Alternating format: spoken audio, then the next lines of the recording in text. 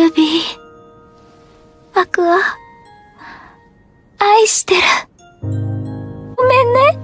言うのこんなに遅くな。Salut à tous, c'est Life, les amis. Aujourd'hui, une toute nouvelle vidéo. Comme vous l'aurez vu au titre et à la miniature, on va parler de l'anime qui met tout le monde d'accord en ce moment. Et c'est bien Oshinoko. Honnêtement, c'est absolument pas un style d'anime qui me plaît généralement, mais ça ne m'a pas empêché d'apprécier et de relever des choses originales et intéressantes à vous transmettre.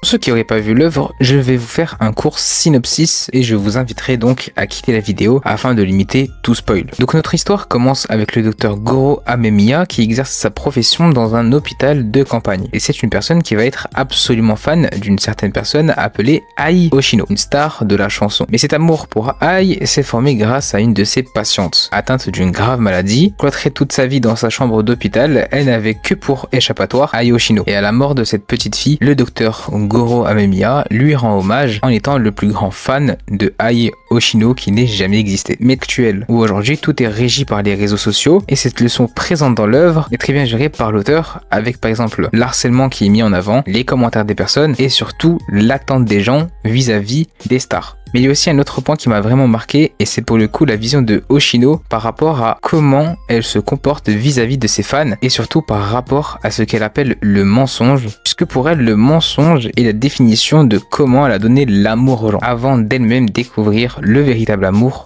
avec ses enfants. Avant du coup de parler de l'amour et du mensonge, le thème je pense le plus important de l'œuvre, j'aimerais parler du deuxième thème le plus important, les réseaux sociaux. On a dans la première partie de l'œuvre, Oshino qui est la star actuelle. Personne n'est aussi populaire qu'elle, elle est en train de tout simplement exploser. Et on a ce rapport vis-à-vis des humains qui est très bien géré puisque ça reflète, comme je vous l'ai dit, notre société. Aujourd'hui, maintenant, une personne populaire va faire une vidéo YouTube et il va avoir des critiques négatives et positives, mais énormément de critiques négatives puisque les gens sont simplement basés sur une haine immense. Et cette haine est très bien représentée sur Oshinoko. Mais l'autre côté, donc l'amour pour cette personne, est aussi très bien représenté.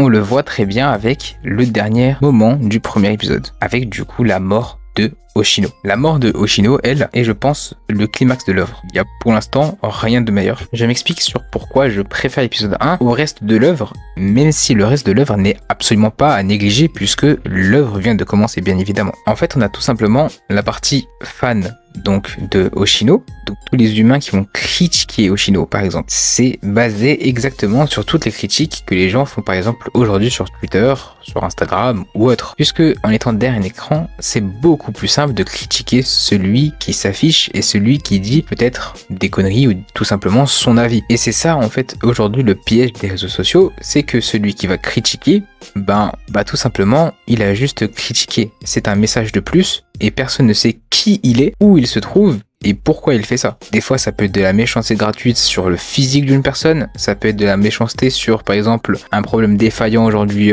au niveau de la qualité vidéo, qualité de la vidéo sonore. Tout ça c'est pour aujourd'hui le monde des réseaux sociaux. Dans le cas de Oshino, c'est encore plus complexe puisque c'est une star. Ça veut dire qu'elle a une image à donner, elle a des fans à satisfaire et si elle fait un pas de travers, tous les gens hardcore fans comme celui qui l'a tué vont se sentir trahis. Parce qu'il y a des gens qui ont tellement une vision extrême de Oshino, il y a des gens qui ont tellement une vision extrême qui vont vraiment idolâtrer cette personne en fait.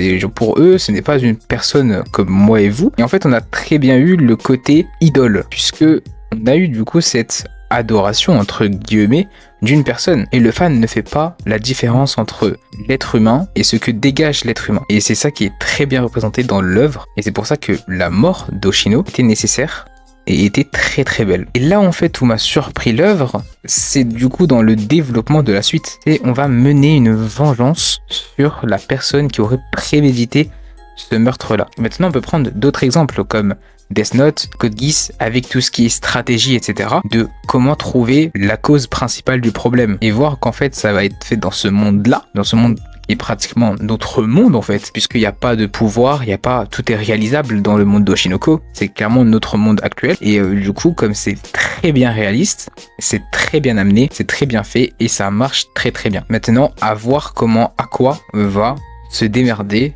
pour trouver tout ça. Mais ce qui est beau, c'est que en voyant Aqua essayer de se démerder, trouver le coupable, et ben il va soulever d'autres thématiques, comme maintenant l'harcèlement avec, je crois, l'épisode 6 de la personne, j'oublie le nom, excusez-moi, qui se fait harceler sur les réseaux puisqu'elle ne fait pas une très bonne performance dans le jeu de télé-réalité. Et cet harcèlement est réel. Aujourd'hui, on prend les télé-réalités, il y en a un, il va supporter quelqu'un, l'autre va supporter l'autre, et ça va se battre sur les réseaux sociaux, alors que ce sont juste deux personnes qui ont rien demandé, et les gens vont juste idolâtrer ça, alors qu'ils oublient le rapport humain et le rapport amour. Ils oublient tout simplement le rapport à l'être humain. Et je finirai juste par la phrase la plus importante du coup de l'œuvre, qui était "Je t'aime" de Hoshino à ses enfants. Voir comment l'amour a été amené de mensonge à amour, c'était stratosphérique. C'était vraiment magnifique, c'était trop beau. Genre là, je me suis dit, j'ai jamais vu une vision de l'amour dans un manga aussi bien amenée. Et honnêtement, je pense que je n'ai plus grand chose à dire sur l'œuvre, puisque le thème principal de Oshinoko, c'est les réseaux sociaux. Et je pense qu'on a parfaitement fait le tour, et Oshinoko l'a fait aussi très très bien. Sur ce les amis, j'espère que la vidéo elle vous a plu. Pour ma part, j'ai vraiment kiffé la faire cette fois-ci. N'oubliez pas le like, le commentaire et l'abonnement, parce que ça fait super plaisir. Sur ce, je vous dis portez-vous bien, et à la prochaine.